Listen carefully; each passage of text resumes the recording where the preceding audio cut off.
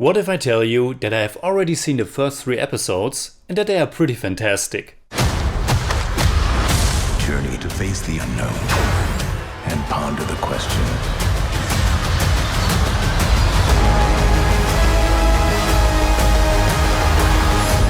What if?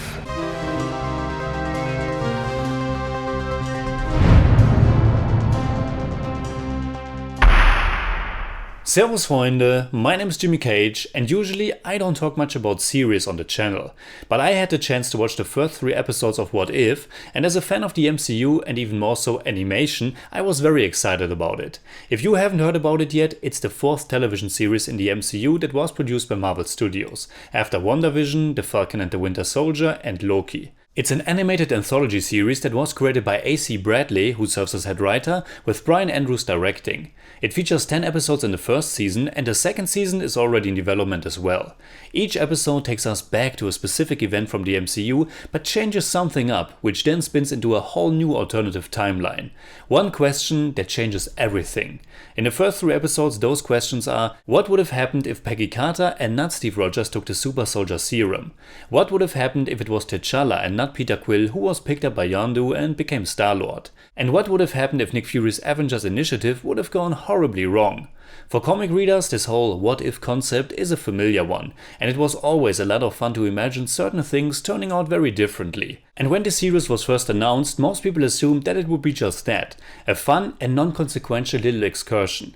And since it's also animated and not live action, it appeared to be more of an optional, isolated thing.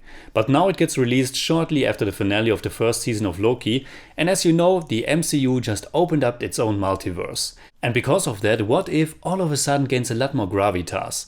Not that it's really necessary to enjoy these episodes, but the perception definitely changes, and it will be more interesting to see if or how some of its events and characters might even appear in upcoming movies, specifically Doctor Strange in the Multiverse of Madness.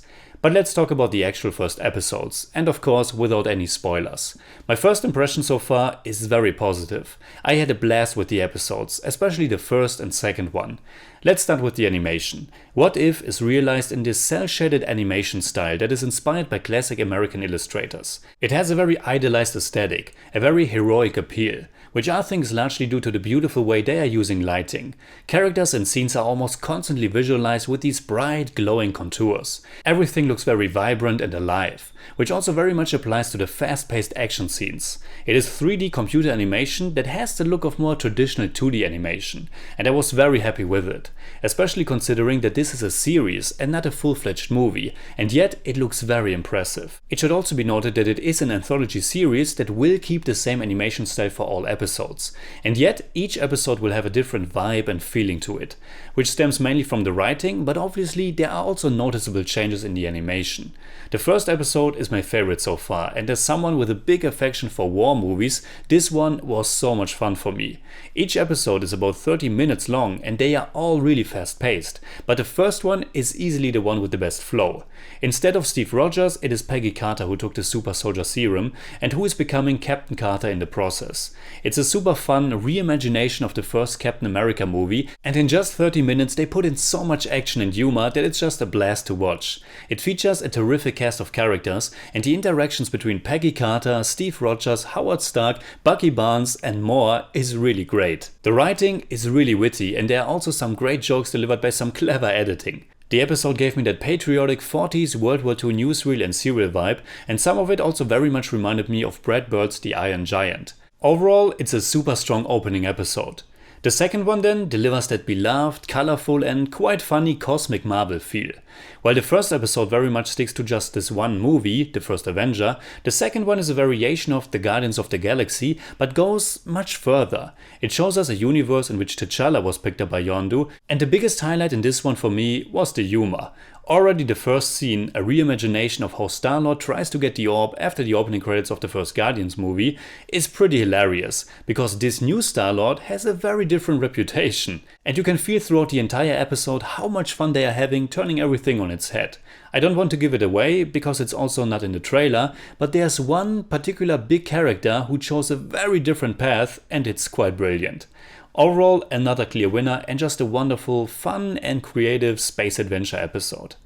Now, the third episode wasn't as great as the first two for me, but still pretty good. This one plays like a murder mystery, and because the ramifications are pretty heavy, I was really intrigued and invested. It is set around the time of the formation of the Avengers and features Nick Fury as the main character who has to deal with someone or something killing off his candidates.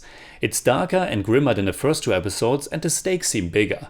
Unfortunately though, I found the reveal to be a little bit underwhelming, but it's still a fine episode with some great moments, and I found it to be really fun and interesting, and this goes for the entire series, that What If is taking us back to all these familiar events and characters.